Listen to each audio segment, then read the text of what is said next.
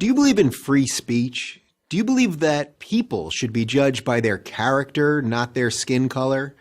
Do you believe in freedom of religion? If you believe these things, you're probably not a progressive. You might think you're a progressive. I used to think I was.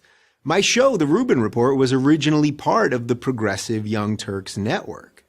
Progressives struck me as liberals, but louder. Progressives were the nice guys. They looked out for the little guy. They cared about women and minorities. They embraced change. In short, who wouldn't want to be a progressive? But over the last couple of years, the meaning of the word progressive has changed. Progressives used to say, I may disagree with what you say, but I'll fight to the death for your right to say it. Not anymore. Banning speakers whose opinions you don't agree with from college campuses, that's not progressive. Prohibiting any words not approved of as politically correct, that's not progressive. Putting trigger warnings on books, movies, music, anything that might offend people, that's not progressive either. All of this has led me to believe that much of the left is no longer progressive, but regressive. This is one of the reasons I've spent so much time on my show talking about the regressive left. This regressive ideology doesn't judge people as individuals, but as a collective. If you're black or female or Muslim or Hispanic or member of any other minority group, you're judged differently than the most evil of all things, a white Christian male. The regressive left ranks minority groups in a pecking order to compete in a kind of oppression Olympics. Gold medal goes to the most offended. Martin Luther King Jr.'s dream that his children would be judged by their character and not their skin color was a liberal idea, but these days it's not a progressive ideal. And what about religious freedom, the idea that no one else can tell you what you have to believe? Surely progressives still support that basic right. Well, not so much. I'm a married gay man, so you might think that I appreciate the government forcing a Christian baker or photographer or florist to act against their religion in order to cater, photograph, or decorate my wedding.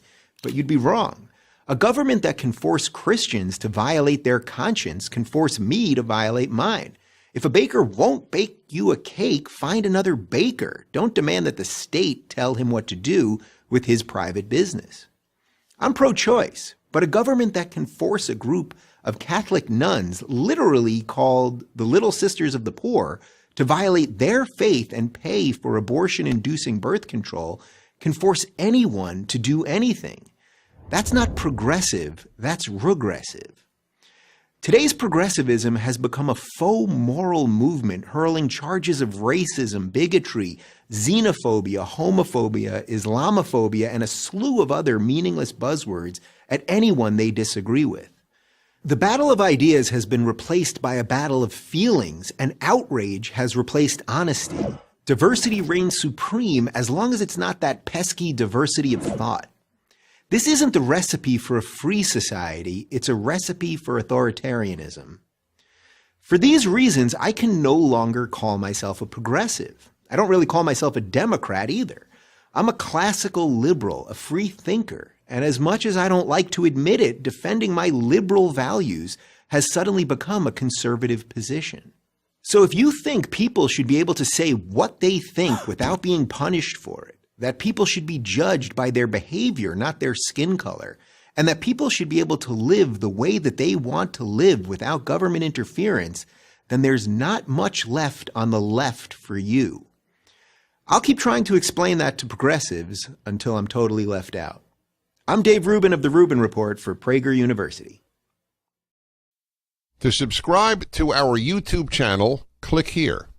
To help keep our videos free, donate here.